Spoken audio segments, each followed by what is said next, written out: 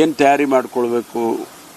ಒಂದು ವೇಳೆ ಅಂಥ ಸನ್ನಿವೇಶ ಬಂದರೆ ಎಸೆನ್ಷಿಯಲ್ ಕಮಾಡಿಟೀಸು, ಅದು ನೀರಿರ್ಬೋದು, ಆಹಾರ ಧಾನ್ಯ ಇರ್ಬೋದು, ಮತ್ತು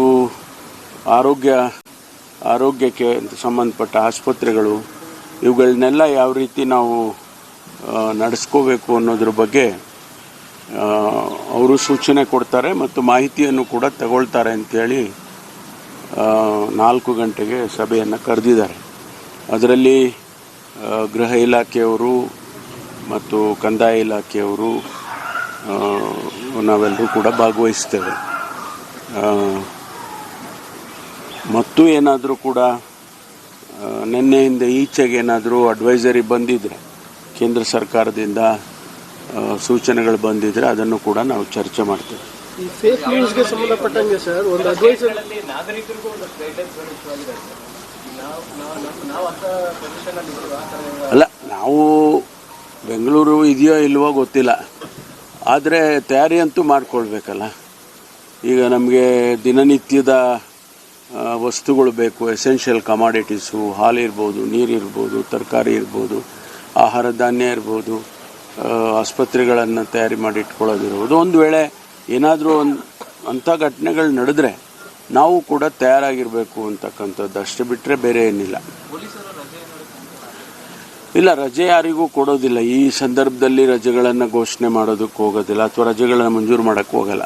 ಯಾಕೆಂದರೆ ಇನ್ನೂ ಕೂಡ ನಮಗೆ ಈ ಸೂಕ್ಷ್ಮದ ಸನ್ನಿವೇಶ ಇನ್ನು ಯಾವಾಗ ನಾರ್ಮಲ್ಸಿಗೆ ಬರುತ್ತೆ ಅಂತೇಳಿ ನಮಗೆ ಗೊತ್ತಾಗೋದಿಲ್ಲ.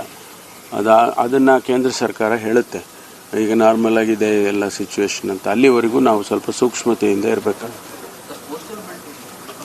ಎಲ್ಲ ಕಡೆ ಕೋಸ್ಟಲ್ ಬೆಲ್ಟಲ್ಲಿ ಇನ್ನೂ ಹೆಚ್ಚು ಪರಿಣಾಮಕಾರಿಯಾಗಿ ನಾವು ಕೆಲಸ ಮಾಡಬೇಕಾಗುತ್ತೆ. ಯಾಕೆಂದರೆ ಅಲ್ಲಿ ಅದು ಸ್ವಲ್ಪ ಸಾಮಾನ್ಯವಾಗಿ ಯುದ್ಧದ ಸಂದರ್ಭಗಳಲ್ಲಿ ನಮ್ಮಲ್ಲಿ ಹಿಂದಿನ ಅನುಭವ ಏನು ಅಂತ ಹೇಳಿದರೆ, ಕೋಸ್ಟಲ್ ಏರಿಯಾಸಲ್ಲಿ ತುಂಬ ಟೈಟಾಗಿರಬೇಕು ಅಂತೇಳಿ. ಅದರಲ್ಲೂ ಕೂಡ ನಮ್ಮಲ್ಲಿ ಮಂಗಳೂರು ಅಂದರೆ ದಕ್ಷಿಣ ಕನ್ನಡದಲ್ಲಿ, ಆಮೇಲೆ ಉತ್ತರ ಕನ್ನಡದಲ್ಲಿ ಎಲ್ಲಿ ಕೋಸ್ಟಲ್ ಲೈನ್ ಬರುತ್ತೆ ಅಲ್ಲಿ ಸ್ವಲ್ಪ ಎಚ್ಚರಿಕೆಯಿಂದ ಇರಬೇಕು ಅಂತೇಳಿ. ಈಗಾಗಲೇ ನಾವು ನಮ್ಮ ಕೋಸ್ಟಲ್ 2-3 ಲೇಯರ್ ಇದೆ ಕೋಸ್ಟಲ್ನಲ್ಲಿ. ಒಂದು ನಮ್ಮ ಕೋಸ್ಟಲ್ ಸೆಕ್ಯೂರಿಟಿ ಫೋರ್ಸ್ ಇರ್ತಕ್ಕಂಥದ್ದು ಪೊಲೀಸ್ ಇಲಾಖೆದು, ಅವ್ರ ಹತ್ರನೂ ಬೋಟ್ಗಳಿದ್ದಾವೆ, ಅವರು ಕೂಡ ಸ್ಪೆಷಲಿ ಟ್ರೈನ್ಡ್ ಪರ್ಸನಲ್ ಇದ್ದಾರೆ. ಆಮೇಲೆ 2ನೇದು ನೇವಿನವರು, ಅವರು ಕೂಡ ನಮ್ಮ ನೀರಿನಲ್ಲಿ ಅಂದರೆ ವಿದಿನ್ ದಿ ಇಂಟರ್ನ್ಯಾಷನಲ್ ಬಾರ್ಡರ್ ಅವ್ರದ್ದು ಒಂದು ಫೋರ್ಸ್ ಇರುತ್ತೆ. ಆಮೇಲೆ ಇಂಟರ್ನ್ಯಾಷನಲ್ ಬಾರ್ಡರ್ಗೆ ಬೇರೆ ರೀತಿಯಲ್ಲೇ ಅವರು ಫೋರ್ಸ್ ಇಟ್ಕೊಂಡಿರ್ತಾರೆ. ಅದೆಲ್ಲವೂ ಈಗಾಗಲೇ ಪ್ರಾರಂಭ ಆಗಿದೆ. ಗೊತ್ತಿಲ್ಲ, ಆ ಮಾಹಿತಿ ನಮಗೇನು ಬಂದಿಲ್ಲ. ಒಂದು ವೇಳೆ ಅವರು ಸೆಂಟ್ರಲ್ ಇಂಟೆಲಿಜೆನ್ಸ್ನವರು ಅವರು ಏನಾದರೂ ಇತ್ತು ಅಂದರೆ ನಮಗೆ ತಿಳಿಸ್ತಾರೆ, ಅಥವಾ ಅವರೇ ಮಾನಿಟರ್ ಮಾಡ್ತಾ ಇರ್ತಾರೆ. ಗೊತ್ತಿಲ್ಲ. ಯಾವುದು ಬೆಂಗಳೂರು ಒಂದೇ ಅಲ್ಲ, ಯಾವ ಪಟ್ಟಣ ಕೂಡ ಹಿಟ್ ಲಿಸ್ಟಲ್ಲಿದೆ ಅನ್ನೋದು ಗೊತ್ತಿಲ್ಲ ನಮಗೆ.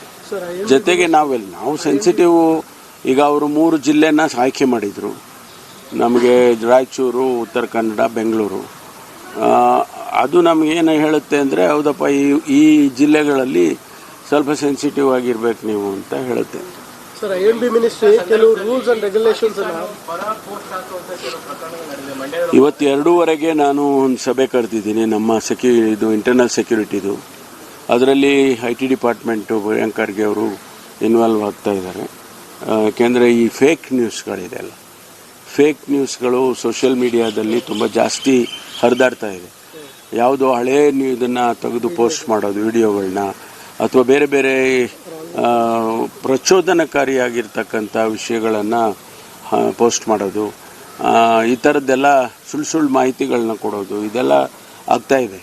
ಅದಕ್ಕೆ ಇವತ್ತು ಒಂದು ಸಭೆ ಕರೆದಿದ್ದೀವಿ. ಯಾವ ರೀತಿ ನಾವು ಅದನ್ನು ಸ್ಟಾಪ್ ಮಾಡಬೇಕು ಅಥವಾ ಬ್ಲಾಕ್ ಮಾಡಬೇಕು ಅನ್ನೋದು ಟೆಕ್ನಿಕಲಿ ಏನು ಮಾಡಬೇಕು ಅಂತೇಳಿ ಇವತ್ತು 2:15 ಒಂದು ಸಭೆಯನ್ನು ಕರೆದಿದ್ದೇನೆ.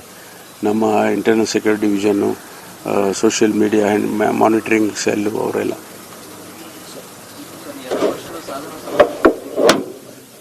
ಇಲ್ಲ, ಅದು ಮುಂದೆ 2 ವರ್ಷದ್ದು ಅಂತಲ್ಲ, ನಾವು ರೆವಿನ್ಯೂ ಇಲಾಖೆಯಲ್ಲಿ, ಕಂದಾಯ ಇಲಾಖೆಯಲ್ಲಿ ಈ ಪೌಡಿ ಮಾಡಿರ್ತಕ್ಕಂಥದ್ದು ಮತ್ತು ಅವರಿಗೆ ರೆಕಾರ್ಡ್ ಆಫ್ ರೈಟ್ಸ್ ಕೊಡ್ತಕ್ಕಂಥದ್ದು, ಅದಕ್ಕೆ ಒಂದು ದೊಡ್ಡ ಸಮಾವೇಶ ಮಾಡಬೇಕು ಅಂತೇಳಿ ವಿಜಯನಗರದಲ್ಲಿ ಮಾಡಿಕೊಂಡಿತ್ತು.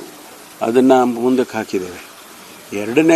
2 ವರ್ಷದ ಸಾಧನಾ ಸಮಾವೇಶ ಅದು ಆಮೇಲೆ ಮಾಡೋದು, ಅದನ್ನು ಮುಂದಕ್ಕೆ ಹಾಕಿದ್ದೇವೆ.